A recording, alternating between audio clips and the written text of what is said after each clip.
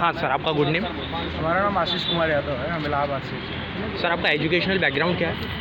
मैं इसमें इलाहाबाद विश्वविद्यालय से जो है PhD कर रहा हूँ। कौन से सब्जेक्ट्स में? इकोनॉमिक्स में। तो सर एजुकेशनल बैकग्राउंड के ऊपर आपसे कोई क्वेश्चन पूछा गया? हाँ, एजुकेशनल बैकग्राउंड से हमारे PhD से रिलेटेड जो हमारा टॉपिक था उससे रिलेटेड काफ़ी चीज़ें जो है पूछी गई। साथ में हमसे EPFO के बारे में कुछ पूछा गया। कुछ स्पेसिफिक क्वेश्चन आप बता पाएँ? स्पेसिफिक क्वेश्चन जैसे जो मेरा टॉपिक था वन डिस्ट्रिक्ट वन प्रोडक्ट, उससे रिलेटेड काफ़ी चीज़ें पूछी गई। साथ में जो है मेरे डिस्ट्रिक्ट के आसपास की कुछ बेसिक चीज़ें जो थी जो इकोनॉमिक्स से रिलेटेड थी उससे पूछी गई।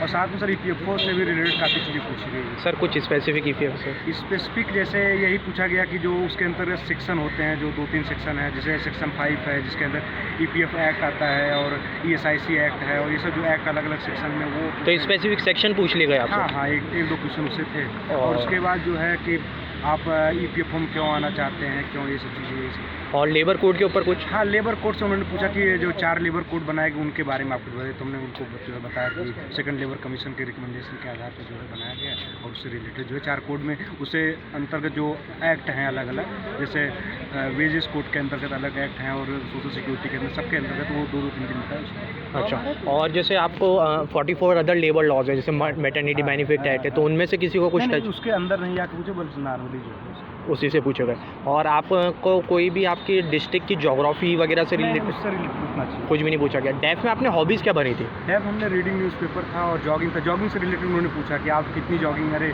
कितना मतलब दौड़ लेते, तुमने बताया। तो वो स्पेसिफिक एक जो क्वेश्चन होता है कि टाइम लिमिट का भी आपने चेक करें, वही पूछा गया आपसे? अच्छा। और अभी जैसे आपने कोई मॉक इंटरव्यूज़ वगैरह दिए थे? हाँ, इसके पहले जो है हमने प्रयागराज में जो प्रयागम IAS पे DP सर है उनके यहाँ जो कुछ चीज़ें हमने उनसे मतलब संपर्क करके कुछ चीज़ें पढ़ाई की थी। साथ में यहाँ पर अजब IAS में जो है। तो ये उसका रेलेवेंस आपको कुछ यहाँ पे नज़र आया कि उससे रिलेटेड कुछ क्वेश्चन या हेल्प मिली? ट्यूशन तो नहीं रिलेटेड आ सकते, लेकिन हाँ ये है कि आपको एक कॉन्फिडेंस रहेगा, प्लस एक लोगों को फेस करना। अच्छा, और बोर्ड आपको कैसा लगा कि मतलब खुद सपोर्टिंग है या फंसाना चाह रहा है?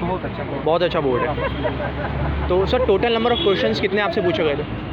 क्वेश्चन तो नहीं बता सकते हैं, मतलब 20 मिनट्स के लगभग चला होगा। हाँ। और अभी जो नए एस्पायरेंट्स आ रहे हैं जिनको आप इंटरव्यू देना है, तो उनको आप क्या कहेंगे, डेफ पे ज़्यादा फोकस करें या डेफ पे, और साथ में अपने जो उनका बैकग्राउंड सब्जेक्ट रहा है उससे रिलेटेड उनसे जो हायर ग्रेजुएट करें हैं तो उनको तो पक्का उसी पे ध्यान दें? साथ में ये भी पूछा जा रहा है कि आपने लास्ट डिग्री जब कंप्लीट की उसके बाद आप अभी तक मतलब क्या कर रहे हैं, क्या चीज़ें कर रहे हैं, थोड़ा आप इसको तैयार कीजिए जो है। अच्छा, हम क्या कर रहे हैं उसको एक डेफिनेटली। सर करंट अफेयर से रिलेटेड कोई इंडो इजराइल वॉर या इलेक्शन से? और जो अपना सिविल सर्विसेज का जो पॉलिटी हो गया, मॉडर्न हिस्ट्री हो गया, इनमें से कोई टॉपिक छुआ? इससे रिलेटेड कुछ भी। अच्छा सर, फाइनल क्वेश्चन, आप अपनी परफॉर्मेंस को 10 में से कितना रेट करेंगे आज?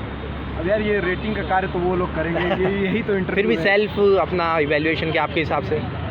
मेरे हिसाब से बस एक ही चीज़ है, सब्जेक्टिव चीज़ मैं बोलूँगा अच्छा हुआ है। अच्छा हुआ।